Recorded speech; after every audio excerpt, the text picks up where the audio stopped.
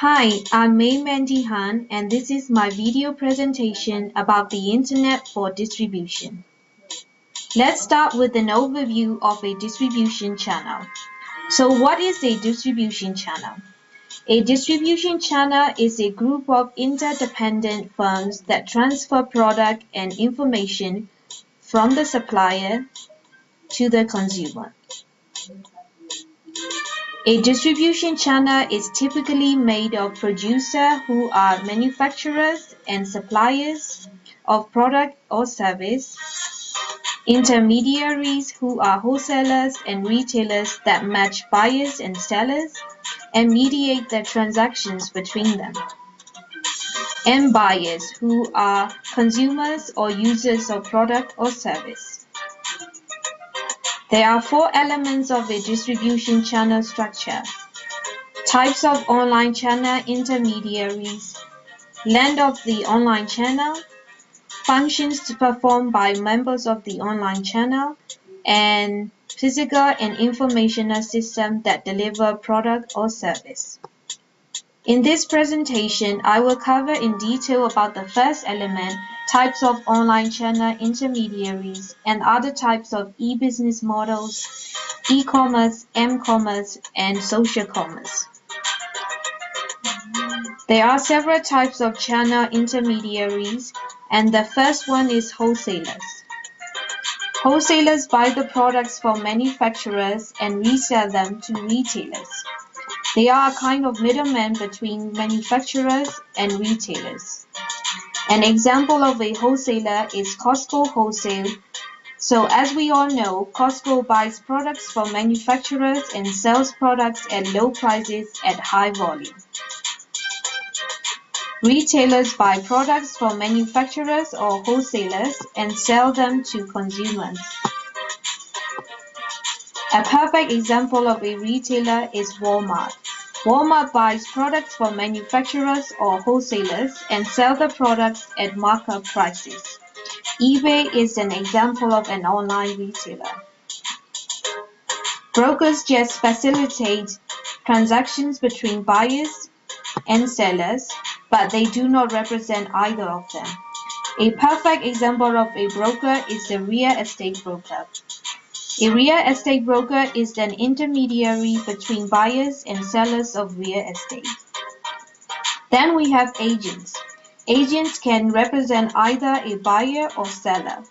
If they represent a buyer, they are called purchasing agents. For example, a purchasing agent of Target would liaise with suppliers and purchase the highest quality of products at the lowest possible prices and in right amounts. If they represent the seller, they are called manufacturer's agents. A typical example of a manufacturer's agent is the sales rep. Now that we've covered the overview, let's move on to the breakdown of e-business models.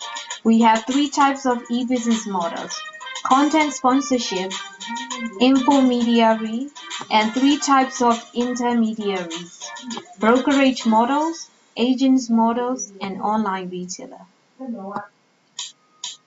A content sponsorship is a specific and distinct section of the content located on a website that is sponsored by a single advertiser. Google is the leader in content sponsorship as it reaches millions of people. Craigslist also does very well with content sponsorship, which are typically paid classified ads from other companies. Here is an example of content sponsorship on BBC News website. An infomediary is a kind of personal agent that collects and distributes information. It acts as an intermediary between those who want the information and those who supply the information. BizRate is a great example of an infomediary. It links shoppers with millions of products and their ratings and reviews. It also connects with retailers worldwide, allowing them to find shoppers for their products. Moving on to intermediary models, there are brokerage models, agent models, and online retailing. In a brokerage model, a broker creates a market. A buyer and seller can complete transactions. Although a broker may charge a transaction fee, they are not representatives of a buyer or a seller. Brokerage models can exist in business to business customer, and customers to customer markets. Brokerage model can be beneficial to both buyers and sellers.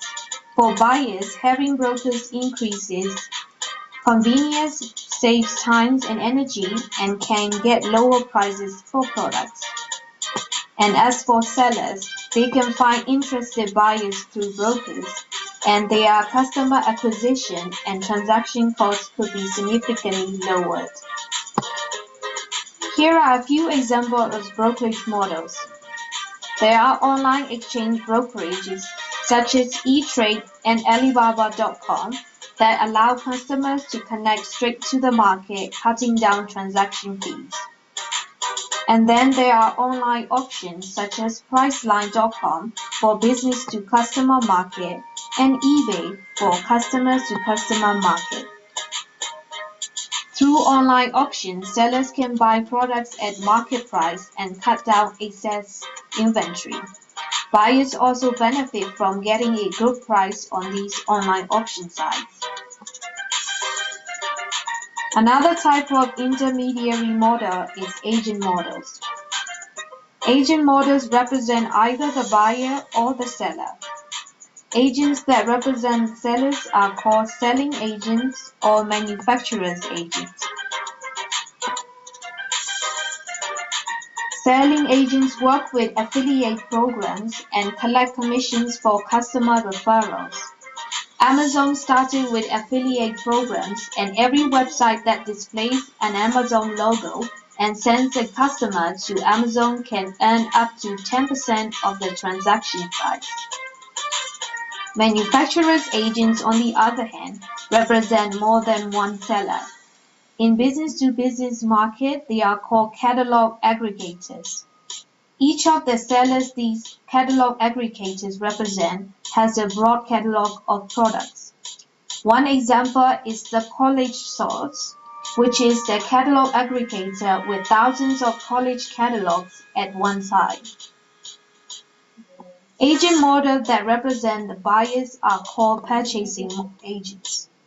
In reverse auctions such as Priceline.com, it is the buyer who specifies the price and the seller tries to meet the price.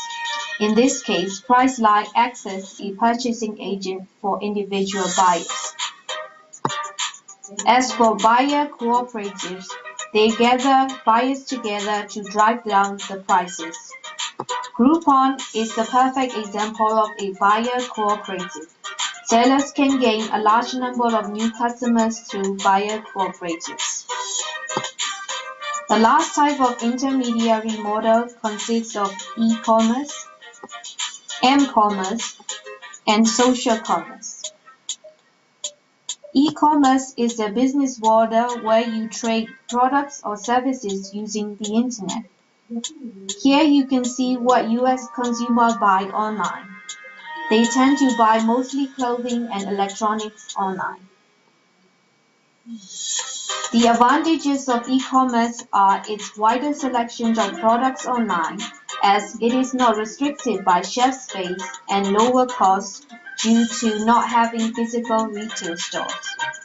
There can be disadvantages as well. E-commerce will not work in areas with little or no internet access.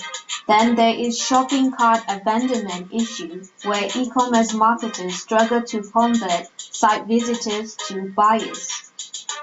Many large retailers now opt for multi-channel marketing, which is the use of multi-channels such as web, mobile, and brick-and-mortar. Omni-channel shopping is where consumers can move through many shopping channels seamlessly. You may be in a physical store, but you can use your mobile internet to check reviews or do price comparison. Consumers who use omni-channels tend to shop more often. Another type of online retailing is through mobile commerce or m-commerce. M-commerce occurs when transactions take place via smartphone or other mobile devices. Since there is now a widespread use of smartphones and tablets, m-commerce sales are expected to reach $31 billion by 2015. And it is an incredible statistic that 1 in every 5 people in the world now own a smartphone. Mobile marketing activities such as mobile search, location-based services, and image recognition will be on the rise. The latest technology in m-commerce is mobile payment option using near-field communication or NFC technology.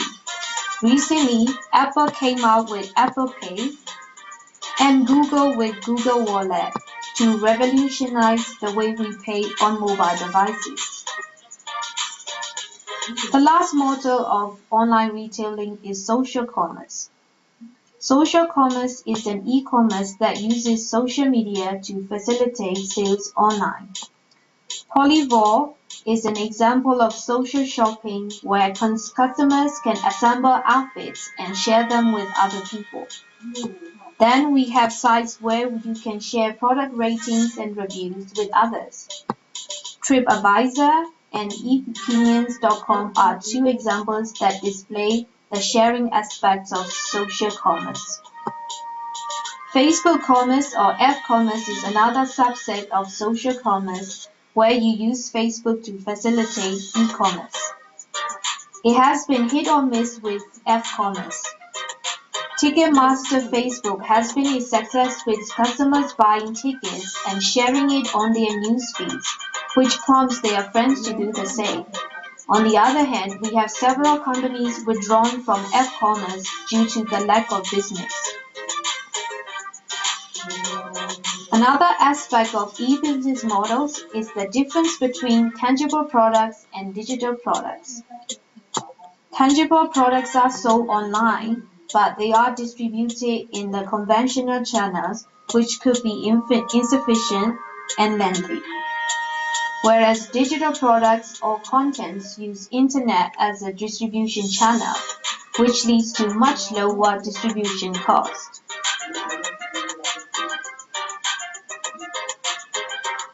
The last aspect of e-business models is its direct distribution, where a manufacturer sells directly to customers or business customers. This leads to lower prices for customers, fast delivery, and low inventory costs for sellers. So that was the Internet for distribution and e-business models in a nutshell. There are 2 discussion questions that I'd like to address in class.